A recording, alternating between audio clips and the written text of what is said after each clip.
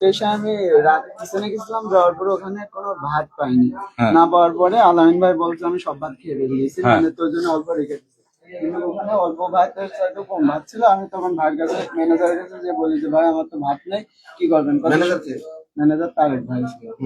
তখন সে বলছে যে ভাত না থাকলে আমি কি করবো, তোমরা তো আগে আগে সব খেয়ে বেরিয়েছো। তার একজন 2-3 বার করে খেয়েছে।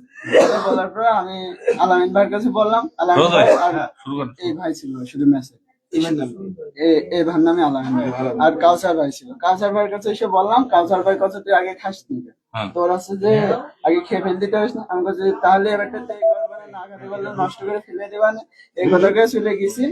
আমি বললাম যে না খাতে পাশে আগে খাস নি কেন, সবটা খেয়ে ফেললি। তারপরে এই কথা বলার পর আমি এখান থেকে বলে গেলাম, তাহলে আমি এবারটার থেকে ভাত নষ্ট। তারপরে আমি ওই ঘরে চলে গেলাম। তোমাদের ভিতরে আঘাত করলো কে প্রথমে? চলো কথা বলেন না সবাই। এখানে বসো আবার।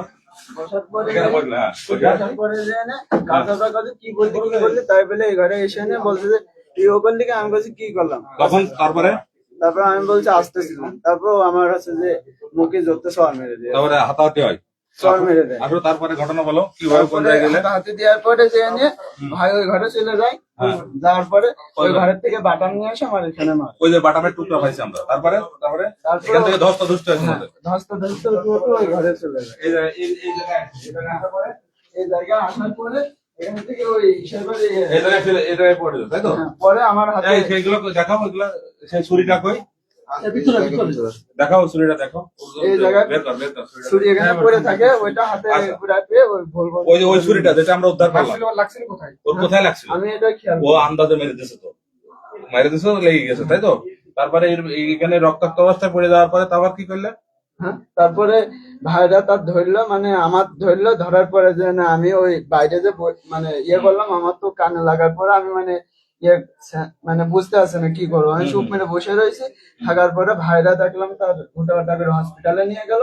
পরে যে না মহিলা কলেজের সামনে আমার নিয়ে গেল, নিয়ে যে ওখানে বসে রাখার কিছুক্ষণ পরে যে বাসা মালিক আমাকে হসপিটালে নিয়ে গেল। আচ্ছা আচ্ছা, এই তো কাহিনী। মানে তুমি স্টেপ করছো, ওই যে ছুরি আমরা উদ্ধার করছো ওই ছুরিটা তোমার, তুমি ওইটা দিয়ে মারছো, তাই তো? হ্যাঁ, মানে এটা মেসেজ। আচ্ছা আচ্ছা, ঠিক আছে, চলো।